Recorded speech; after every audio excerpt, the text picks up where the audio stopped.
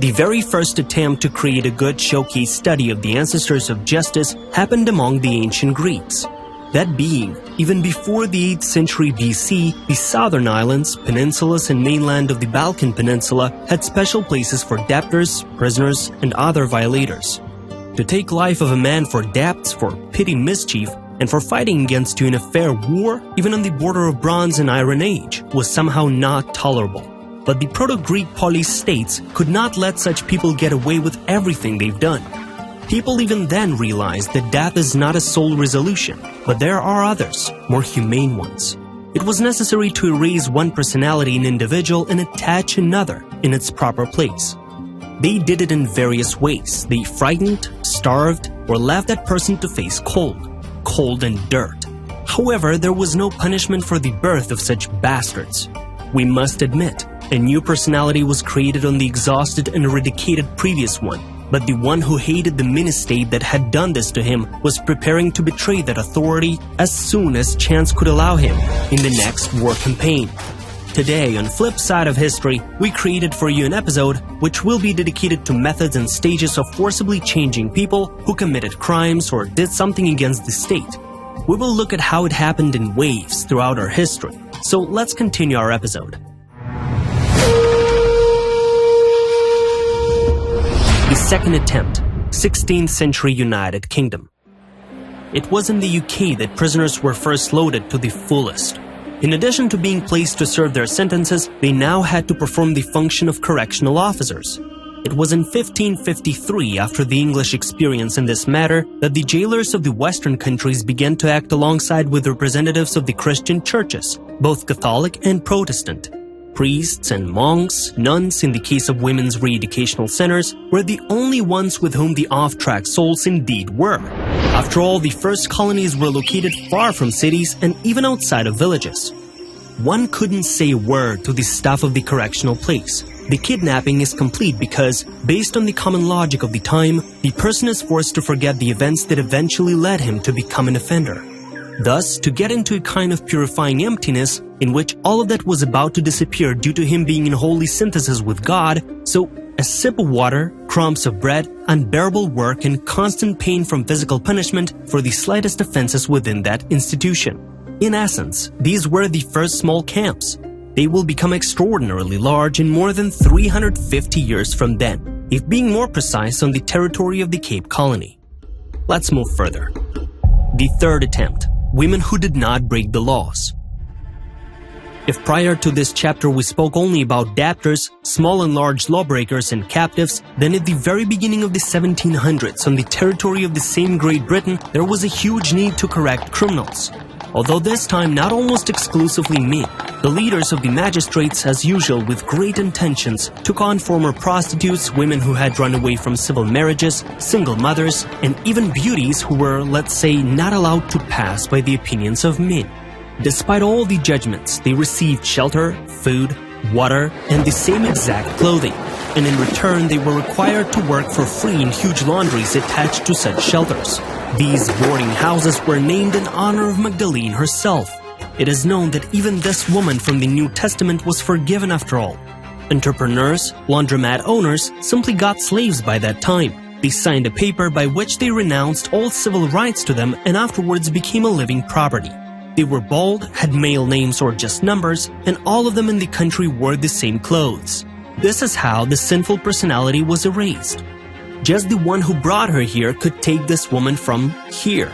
Others, even if they were other relatives, were not informed of the woman's locality. But the problem was that lifespan was short, diseases were here and there, and the individual who placed her there could die. Can you imagine if that man actually died? What's then? From that moment on, unofficial slavery in affect turned into official slavery. A girl or an experienced aunt became the thing of the orphanage until the end of her life. As for the vow of silence, the unfortunates had no right to communicate among themselves. This was a rule based on fear that they would agree to some kind of riot and then hang up the jailers as soon as the nearest oak trees would be visible. Ireland. Precise specialization of such shelters.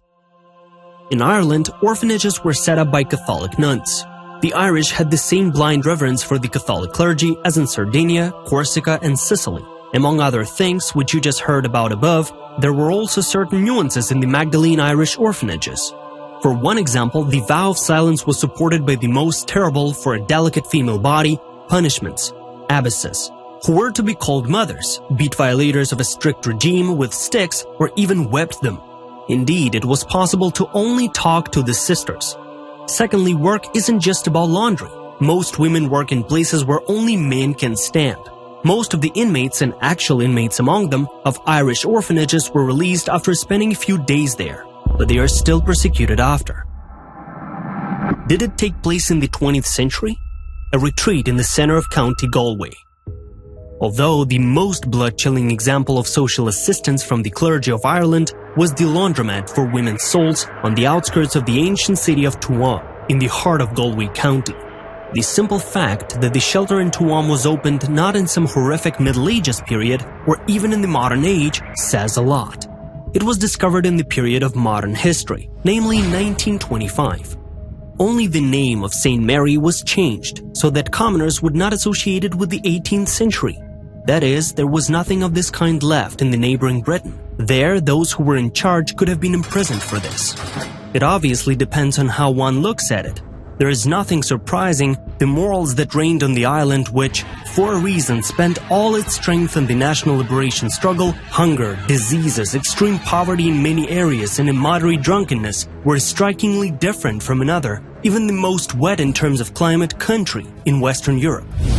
At a time when the government could do nothing to show non-compliance to the British occupiers, only the Catholic Church earned the full respect of the Irish people.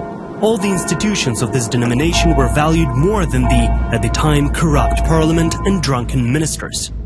So when we discuss the possible reasons behind this phenomenon, let's get back to the main topic. A kind of women's colony for those who were never officially convicted, who were handed over here by their own relatives, existed until the year 1961. Think about it for a minute. Only in the 70s, and by accident, the terrible truth about the orphanage was revealed.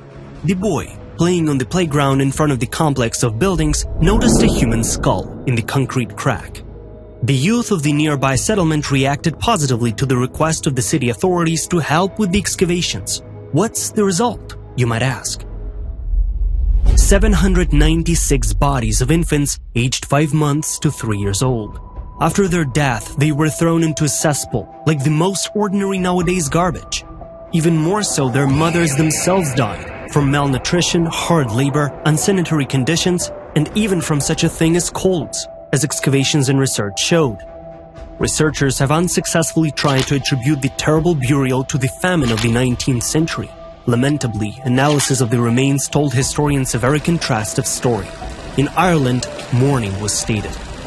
Having studied all the resources, local historians shockingly realized that most of the prisoners are those who gave birth to a child out of wedlock, and the rest were young virgins. The guardians wanted to arrange profitable marriages for them and could not allow violation.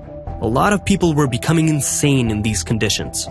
Only after that, Irish historians, journalists, legal scholars and bloggers, having acknowledging the matter, began to study the history of this very curious place, contrary to tolerance within society, diversity, proclaimed liberty, and so on.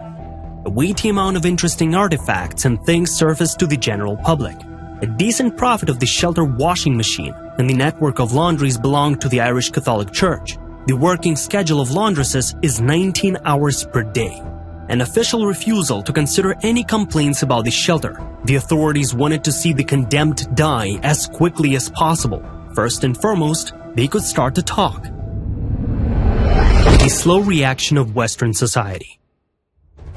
At the end in 1993, the Church of Ireland rushed to get rid of the land by selling it.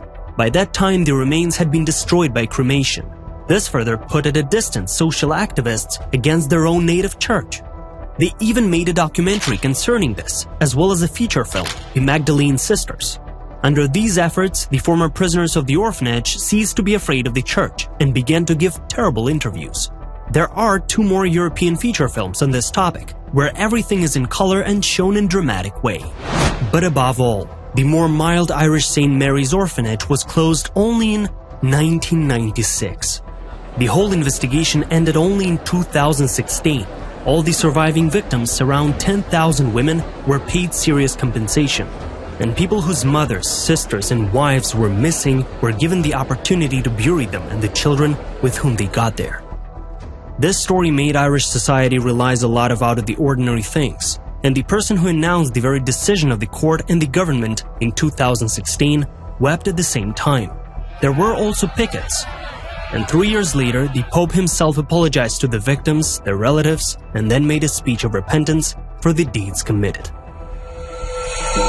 Thank you for watching. Do not hesitate to leave a like and subscribe to get notified when new episodes will come out on Flip Side of History. And now, see you in upcoming episodes.